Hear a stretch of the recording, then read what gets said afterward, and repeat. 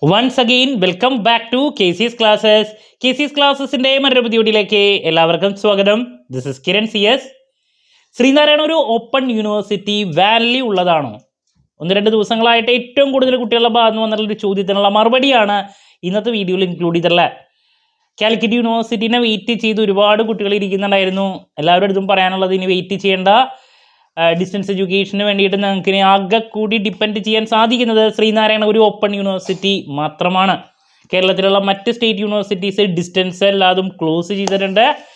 അപ്പോൾ ഇതിനേക്കാൾ മുമ്പ് പറഞ്ഞ പോലെ തന്നെ ഇനി ഡിസ്റ്റൻസ് ഒരൊറ്റ സ്റ്റേറ്റ് യൂണിവേഴ്സിറ്റിയിലൂടെ മാത്രമായിരിക്കും നിങ്ങൾക്ക് അവൈലബിൾ ആകുക. അതാണ് ശ്രീനാരായണ ഒരു ഓപ്പൺ യൂണിവേഴ്സിറ്റി. അപ്പോൾ ഇതിന് വാല്യൂ ഉള്ളതാണ്. UGCയുടെ റെക്കഗ്നീഷൻ ഓൾറെഡി മെജോറിറ്റി കോഴ്സസിന് 4 ഇയർ UGയുടെ ആവട്ടെ, അതുപോലെ തന്നെ PG കോഴ്സസിൻ്റെ ആവട്ടെ, എല്ലാത്തിനും UGC റെക്കഗ്നീഷൻ കിട്ടിയിട്ടുള്ളതാണ്. ഇങ്ങനെ UGC റെക്കഗ്നീഷൻ കിട്ടിയിട്ടുള്ള ആദ്യത്തെ ഓപ്പൺ യൂണിവേഴ്സിറ്റി എന്നുള്ളതാണ് സ്റ്റേറ്റ് യൂണിവേഴ്സിറ്റി എന്നുള്ളതാണ് അവർ അഡ്വർടൈസ്മെൻറ്റിലൊക്കെ പറഞ്ഞിട്ടുള്ളത്.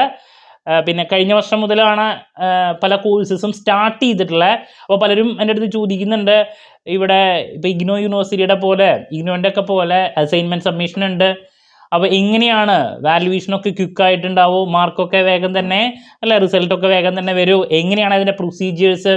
അപ്പോൾ ഇതുവരെ ജസ്റ്റ് ഒരു വർഷമല്ലേ ആയിട്ടുള്ളൂ. അപ്പോൾ അതിൻ്റെ ബേസിലും പിന്നെ യൂണിവേഴ്സിറ്റിയുടെ ഭാഗത്ത് നിന്നുള്ള ഫീഡ്ബാക്കിൻ്റെ ബേസിലും കേരളത്തിലുള്ള എല്ലാ ഡിസ്റ്റൻസും ക്ലോസ് ചെയ്തൊരു യൂണിവേഴ്സിറ്റി ആക്കി മാറ്റുമ്പോൾ അതനുസരിച്ചിട്ട് നല്ല രീതിയിൽ ഫങ്ഷൻ ചെയ്യും എന്നുള്ളത് തന്നെയാണ് നമ്മൾ പ്രതീക്ഷിക്കുന്നത്. എല്ലാ ആക്ടിവിറ്റീസും ഇതുവരെ നന്നായിട്ട് പോകുന്നുണ്ട്. അപ്പോൾ നിങ്ങൾക്ക് ഇനി ഡിസ്റ്റൻസ് എഡ്യൂക്കേഷൻ എസ്പെഷ്യലി BCom അതുപോലെ തന്നെ BBA MCom ഈ 3 കോഴ്സസിനാണ് നമ്മൾ ഓൺലൈനായിട്ട് കോച്ചിങ് പ്രൊവൈഡ് ചെയ്യുന്നത്.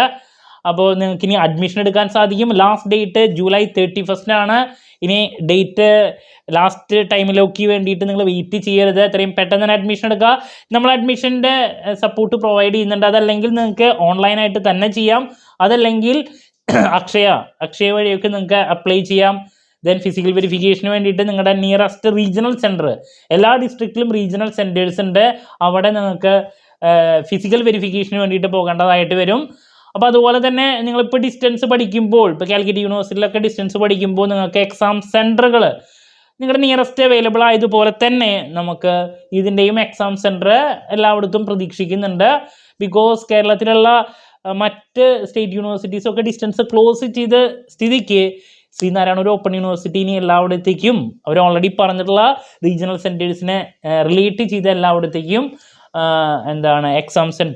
എക്സാം സെൻറ്ററും അവരുടെ ആക്ടിവിറ്റീസും നല്ല രീതിയിൽ മുന്നോട്ട് പോകും എന്നുള്ളതാണ് നമ്മൾ പ്രതീക്ഷിക്കുന്നത്.